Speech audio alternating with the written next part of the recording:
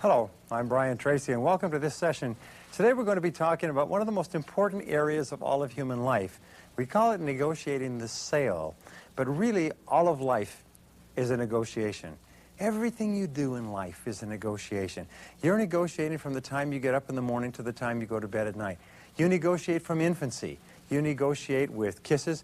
I have young children who say that, and they say that children's only currency is affection for their parents. So they trade their kisses and they trade their hugs and they trade their attention to their parents for attentions back and candy and love and trips and McDonald's and things like that. So from the time you're in infancy, you learn to negotiate, and much of your happiness in life is determined by how well you negotiate for the things that you want. You negotiate every hour of the day. When you get up in the morning and you go to get the bathroom, when you go to get the kitchen, when you get into your car and you drive out. In fact, you negotiate for everything in your life, including a parking stall. You negotiate to change lanes when you give signals to people. You negotiate when you say, well, why don't we go for lunch? And someone says, why don't we go to place A? And you say, why not place B? Why don't we go to place A today and place B tomorrow? And so on. The only question about negotiating that you have to ask is, are you any good at it or not? Now, for many years, I had a lot of problems with this because I felt that negotiating was the same as manipulating and wrangling and pushing and aggressively getting the things you wanted. Then I realized that negotiating is a skill, very much like typing. And in sales, it's almost essential that you negotiate something in a sale. What we have found is this, is that people don't feel that they've really gotten the best deal. They don't feel comfortable about going ahead unless they feel that they have somehow influenced the outcome. Nobody likes to feel that they're a passive recipient of a sales message. So therefore, allowing people to negotiate. Perfect example, remember Betty Crocker once came out with cakes that were all mixed. All you had to do was add water, and they sold very poorly. Then they realized that people wanted to have something to do with the process. They didn't want to just put water in with cake mix and bake it. So they said you had to put an egg in with it to mix it with water in order to bake a cake, and they sold off the charts and have been selling ever since. People like to be involved. Now this brings us to sales negotiation. Now sales negotiation is something that all salespeople hate, that most customers hate it as well. Customers hate it because customers are terrified to leave anything on the table, and salespeople are terrified to have their deal cut to pieces, their commissions negatively influenced, their boss to be upset, or even for the deal to go sideways because they can't negotiate. So let's start off with the whole purpose of negotiation. In professional negotiation, as opposed to buying things in the flea market or in the bazaar where you care only about the lowest price, the purpose of negotiating, as defined by Gerald Nuremberg and by others, is to reach an agreement such that all parties are satisfied, and satisfied to the point that they are willing to fulfill their commitments and go through with what was arranged. There's nothing wrong with, nothing worse than negotiating a settlement and having people so unhappy with the settlement that they won't carry their part. And finally, they're willing to negotiate again with the same party in additional details, on additional deals. What we find, by the way, is the most successful business people, most successful salespeople for that matter, are those who have been selling and negotiating for years with the same people. Some of the very most profitable relationships in your life will involve you going back and forth, negotiating, compromising, negotiating, finding satisfactory settlements, changing the settlements, and so on throughout your business life. So it behooves you to become very good at it. Which brings us to the first rule of negotiating, which seems like a bit of a contradiction, but the first rule of negotiating is, number one, avoid negotiating whenever possible. Avoid negotiating whenever possible. Why? It's because if you can possibly get out of negotiating, you're much more likely to get a better deal for yourself and for your company. You're much more likely to have a deal that is satisfactory to everybody. So here's the keys to avoiding negotiating is charge fair prices. Charge fair prices and charge competitive prices so that there's nothing to negotiate. The second part of avoiding negotiating is this, is to expect resistance. Expect price resistance. You know, there's lots and lots of courses, and we'll talk about them at various times in this series, but there's lots of courses that teach people how to react when they hear the price, even if the price is reasonable. For instance, they'll say, how much is it? It's $295. People go, oh, geez, God, geez, that's... It's called the flinch. Can't you do anything better than that? Or they'll say, geez, is that the best you can do? I can get it cheaper from several other companies. You know, they will come back and they'll use it as a technique. It's something they took a course in last week, and you're one of the people they're going to try it out on. So therefore, always expect sticker shock. Always expect people to resist and to react poorly to price. You'll never find anybody who, when you give them the price, says, geez, that's a good price. Wow, I think I'll take more than one.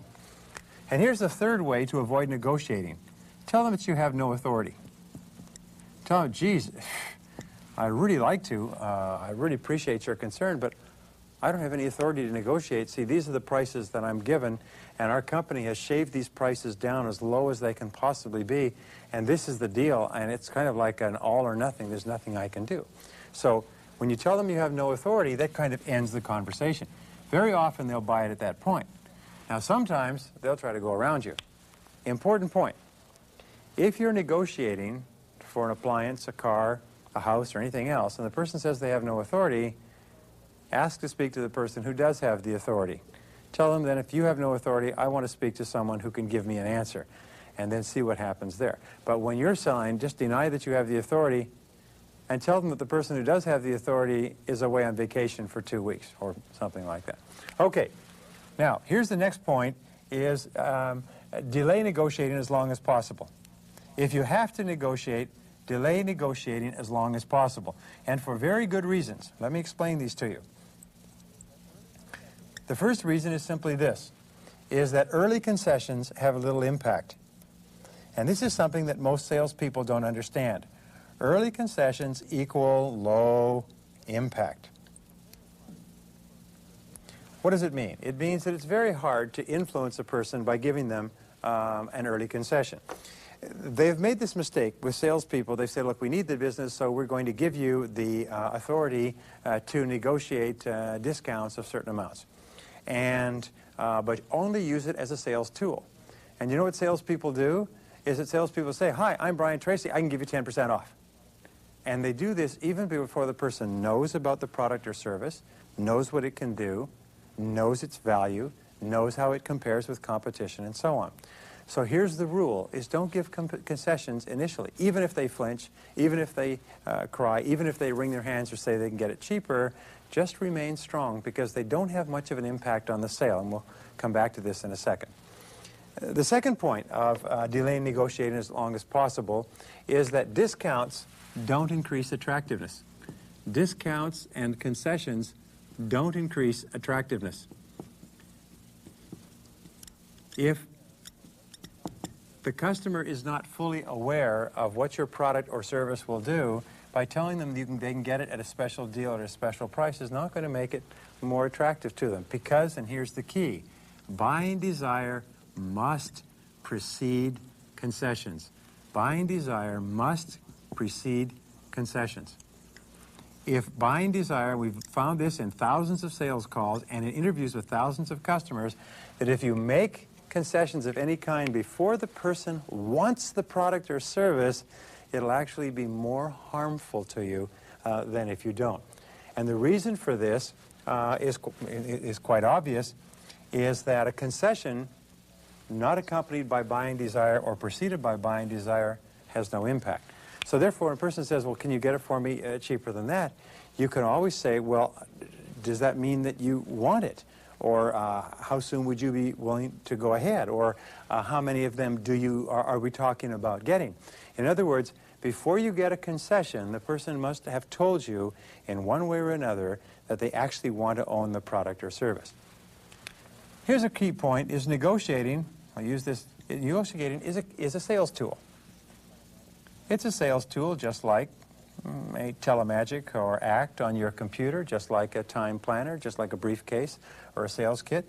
It's a sales tool, and it is to be used later in the transaction.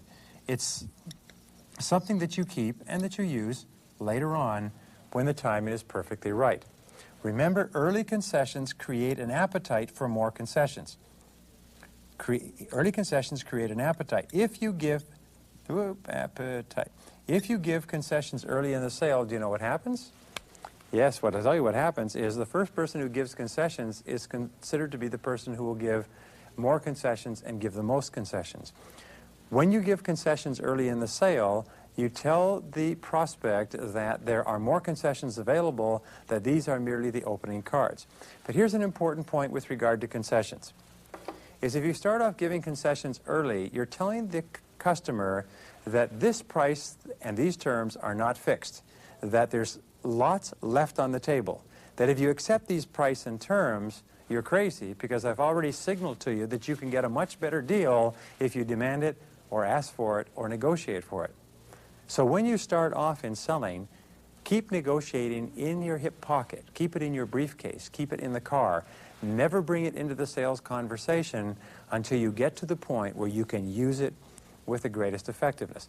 And especially with regard to negotiating, never use negotiating as a substitute for salesmanship. Never use negotiating as a substitute for salesmanship. And again, when I say salesmanship, you know I mean saleswomanship as well.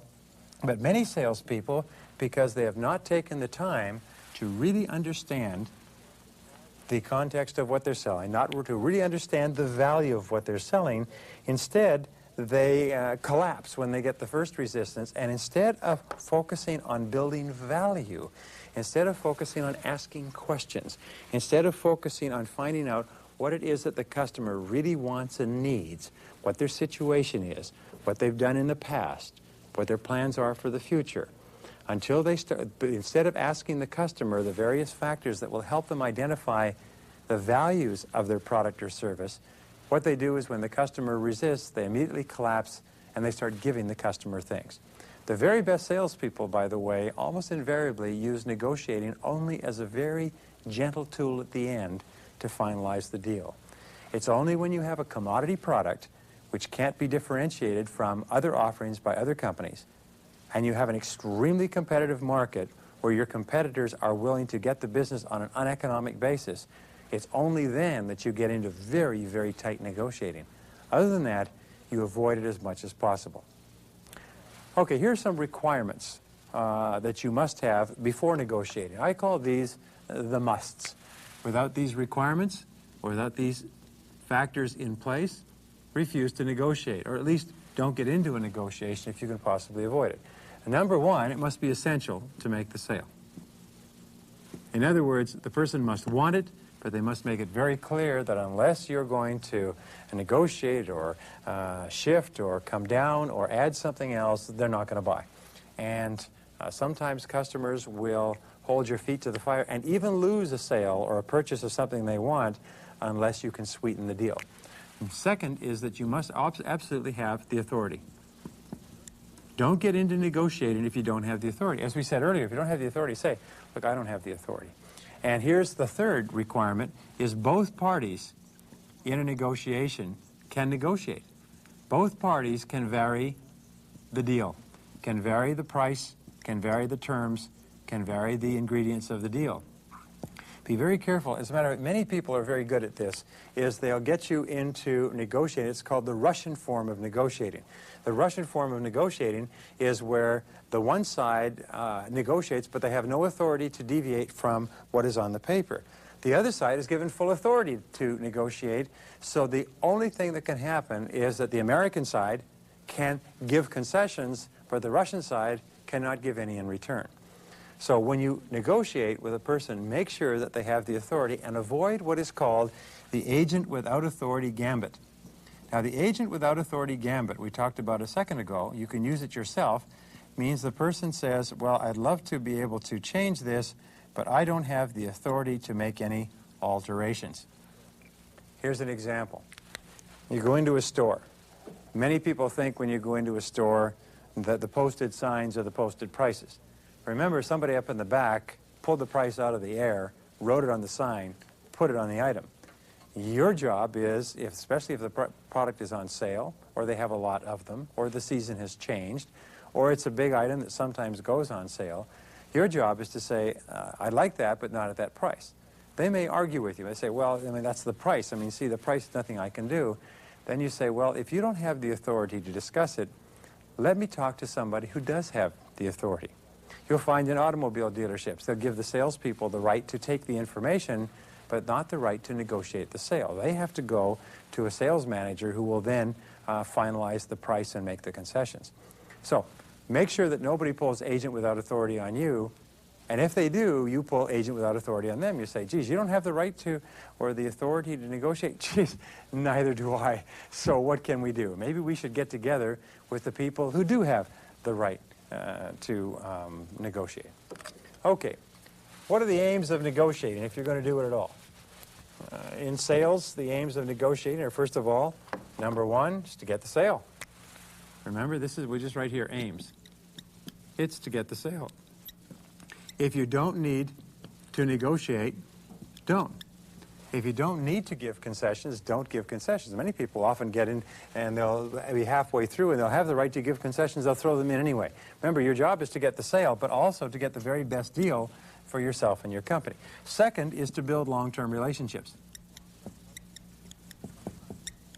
Build long-term relationships. Sometimes you will do things for the customer that you wouldn't normally do as an investment in building a long-term relationship. And the third, as we go right back to our original definition, is to satisfy both parties. A negotiation is not a good negotiation unless both parties are satisfied.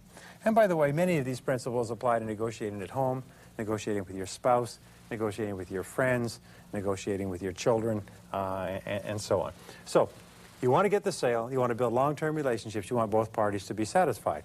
And if you don't get the sale, if you don't build a long-term relationship, and if both parties aren't satisfied, then of course there's no point in negotiating, and there's no point in you giving concessions. That means, by the way, you must be satisfied as well. And that brings us to the basic styles of negotiating. There's 6. Now, these styles have been talked about in 1,000 different places, and you know about them, you've heard about them. The very first style of negotiating is familiar. It's called the win-lose. The win-lose style of negotiating is where you win and the other party loses. You get a deal where your needs are satisfied, but the other parties are not. You're happy, but the other party is unhappy. Sometimes you do this when you have the whip hand, when you have particular power, when there's things that you can do. I'll give you an example. I bought some stationery from a company once, and they sent me a bill. It was $150. When we used up the stationery, we sent them an order for a duplicate order 6 months later. They sent me a bill, but this time it was for $300, double the original price for the identical stationery. We said to them, called them up and said, this isn't right. This is not a fair price. This is not what we expected based on our previous conversation. They said, well, too bad for you. If you don't like it, go to court. So we went to court and we actually lost. We lost because we hadn't asked the price. So they won and we lost. But you know who lost? They lost because soon they went out of business, because soon nobody would do any business with them. So a win-lose situation, sometimes you win in the short term, but you end up losing in the long term. A win-lose situation is where you impose your will on a member of your family. You win, they lose, but it'll come back to haunt you. Now the second is lose-win. Now lose-win is where you lose and the other person wins. In other words, you accept an unacceptable situation in order to at least not fracture the relationship, in order to get a deal. Some companies will actually enter into business deals where they'll lose money, but they'll think that if they lose money and the other person wins, at least they'll build up a relationship that somehow will turn into business later. A lose-win relationship very seldom inures to anyone's benefit, because the next time the deal comes up, they will want the same deal. They'll want you to continue to lose. I used to have a lot of friends in the speaking industry, and I remember asking Earl Nightingale some years ago if he ever took free speaking engagements, and he said no. He said, the only thing you get for a free speaking engagement is more free speaking engagements. The only thing you get when you put yourself in a position to lose is more opportunities to lose in the future. So, number 3 in negotiating is called lose-lose. Lose-lose is where you and the other party become so emotionally involved in the negotiation that you accept a deal that is dissatisfying to either party. Remember the original definition of negotiating. It is to reach an agreement such that both parties are satisfied to the point where they're both committed to live up to their commitments in the contract, and they're willing to enter into new negotiations in the future. In lose-lose, neither party will want to deal with the other party again. Lose-lose has no advantages at all. Now the fourth, and this is where most people stop, is compromise. Compromise is where each party gets a little bit of what they want, but not all. Each party is satisfied, but not happy. Each party is kind of taken the short end of the stick. Neither one is particularly overjoyed with the result. Many of us settle for compromises because we think that that's the best thing.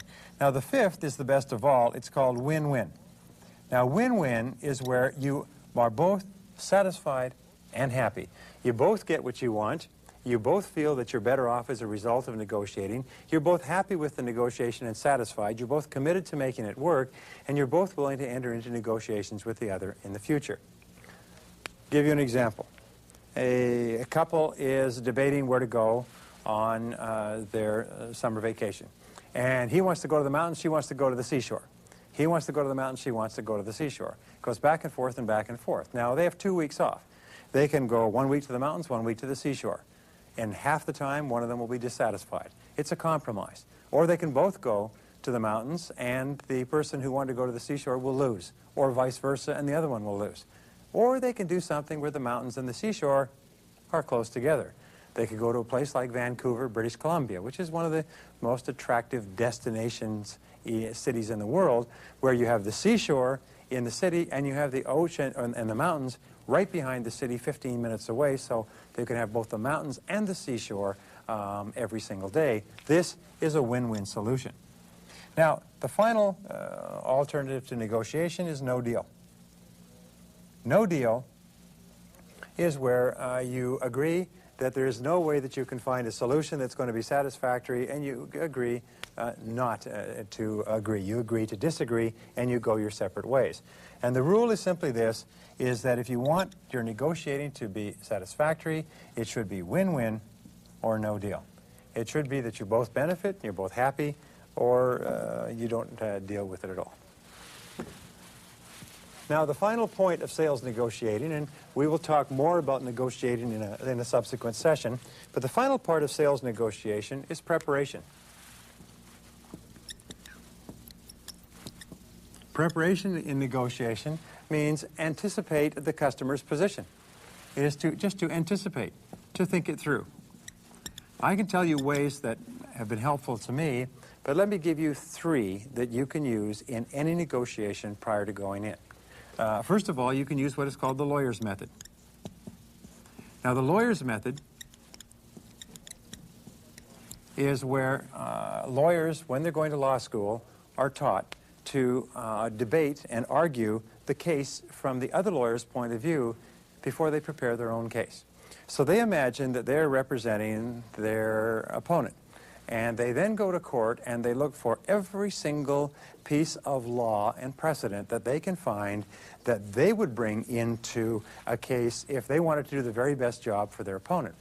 Once they have looked at every single possibility and researched every possibility and spoken to other people, only then, now they're fully alert and aware of what the other lawyer is likely to do, only then do they begin to prepare their own case.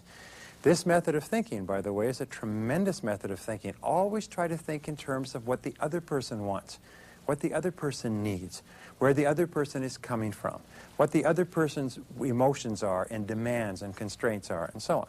Use the lawyer's methods. The second method that you can use is called the 20-idea method. Now, the 20-idea method is where you write down every single detail and you ask a question. The question is, what do I ideally want to get out from this negotiation? And you write out 20 answers. And once you've done that, you write down everything you want, then you write down and say, what does the other want to get out? And you write down 20 answers to that. Then you go through and you look at your answers, and you look at the other person's answers, and you compare the answers, and you saw them off. And you investigate, you research, and you find different ways where if you take the two sets of answers together, you can start to draw off different things. I've done this, by the way, in very complicated negotiations and found that only a couple of issues actually stood out and that those issues could be resolved. Now, the third key to preparation in sales negotiation is research. Research means ask questions. Ask questions. Talk to someone else who has negotiated with this person. Talk to someone in your company. Talk to someone outside your company. Do everything possible to find out how this person negotiates. What do they want? What are their aims and objectives? What is their style?